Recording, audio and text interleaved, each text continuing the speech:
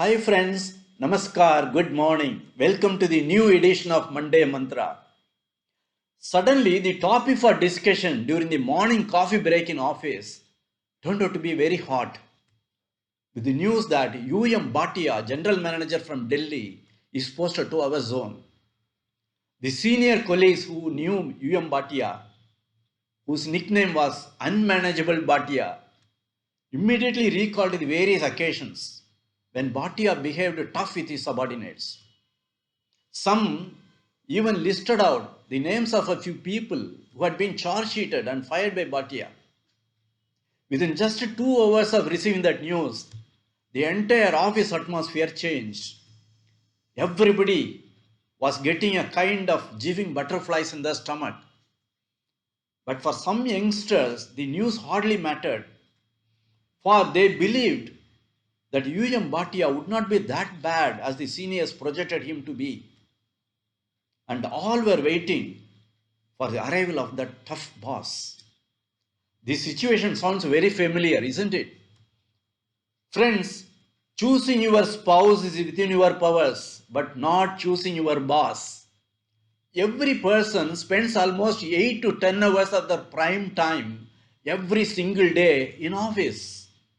So it is natural that people want to spend this time in a very cordial atmosphere. The mutual respect, treating people with dignity, maintaining high level of decency and decorum, making useful contributions to the organization, exchanging pleasantries, all this and much more make the office atmosphere lively and vibrant. But when such a beautiful atmosphere is just disturbed by the arrival of a new tough boss, people feel as if their personal freedom is taken away. We often wonder why a tough boss behaves the way he behaves. But friends, we see only one side of the picture, and we fail to understand the pains, the pangs, the tension, pressures the boss also feels by being a cushion between the top management and the team he manages. Only few bosses, they carefully avoid passing on this tension to the subordinates down the line. Apart from this stress, some bosses have ego problems, some suffer with inferiority complex, some they feel insecure due to low qualifications, peer pressure, health issues and so on. Because of all this, he frets and fumes, showing his anger on some innocent victim, like a tiger bouncing upon a meek deer. Once a boss said, "Don't think that the tiger chasing the deer is not having any pain. Both the chaser and the chased have equal pain. The tiger also has to run fast, rather faster than the deer. Otherwise it will go hungry.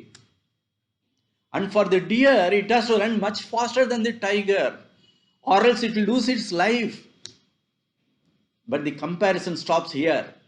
Once I happened to visit the house of one of my tough bosses, who was known for strict compliance, firm conviction to do things in a very systematic, neat, and perfect way. Normally, you won't invite any office colleague to his home, but he specifically asked me to come. I went with him. To my great surprise and shock, I saw his house so badly maintained. Things were lying on the floor scattered.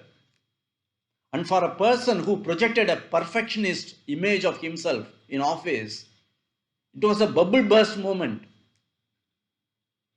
He had a mentally challenged teenage daughter and an ailing mother to take care of.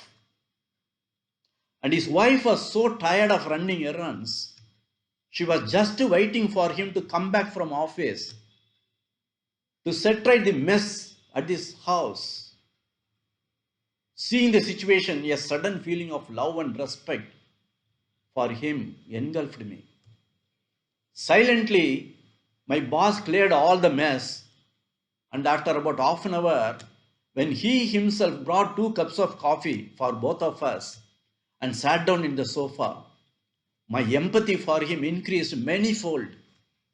I only felt God had been so unfair to him. Friends, Bosses behave tough or difficult more because of the circumstances they are in. Perhaps if we were in that situation, we would have totally crumbled. Yet, the fact remains, people find their bosses in every office very difficult to handle. Whatever be the nature of your boss, always keep an open mind. Don't be carried away by what others say about the boss. Keep focus on your job, perform your role, maintaining a very positive attitude. Always listen to the boss, respect his authority and position, and offer assistance to achieve the corporate goals. And be professional in all your dealings, maintaining safe distance. At the same time, keep a very cordial relationship with all other bosses, executives, and colleagues so that everyone knows what kind of person you are. This will help you to resolve any problem in the future. Friends, all tough bosses are not bad. I have enjoyed working with tough bosses. It has helped me to enhance my managerial skills. What is important is to know the difference between a tough boss and a bullying boss. A tough boss always sets high standards and strict guidelines to follow. He holds his employees accountable and pushes people to work for the growth of the organization. He is tough on everyone. He needs perfection. He will not tolerate excuses. Job shall be completed as per norms. Simple. And he will not punish anybody. Rather, he will protect his team at times of adversities. Because of the high standards set by him, everybody feels empowered in the team. In fact, working with a tough boss is better for your career growth, and it will be a learning process to develop leadership qualities. Whereas a bullying boss often sets unrealistic deadlines, frequently changing the rules, even insisting you to follow unfair methods, causing extra pressure on you to fulfill his own personal agenda, just to project himself to power and control situations. He will single out and target one or two persons to humiliate them in front of others, belittling their work, yelling at them, criticizing their opinion or ideas. A bullying boss is known to be manipulative, unfair, and irrational. It is almost impossible to work with such a boss. No matter how bad is the behavior of your boss, don't allow things to impact you personally. Don't compromise on your core beliefs and values. While working with a difficult boss, avoid arguments and confrontation. At the same time, be assertive and calmly yet firmly present your views. Judge the situation correctly and don't overreact. But if you are stuck up with a bullying boss and if you feel you have been targeted, then very carefully you have to extricate yourself from the scene of action. Whenever you feel that you are unable to cope up with the situation, you speak up, talk to your seniors and take their advice. And don't hesitate to take assistance from HRD. Yes, for somebody's bad behavior, why should you lose your peace of mind? Be prepared for any eventuality, even if it is a matter of changing the department or vertical, or even switching job. Keep your cool all through. Be professional in your approach so that parting ways, even if it becomes a necessity, will be smooth and graceful. Friends, choosing your boss is not in your hands, but managing your difficult boss tactfully is well within your capacity.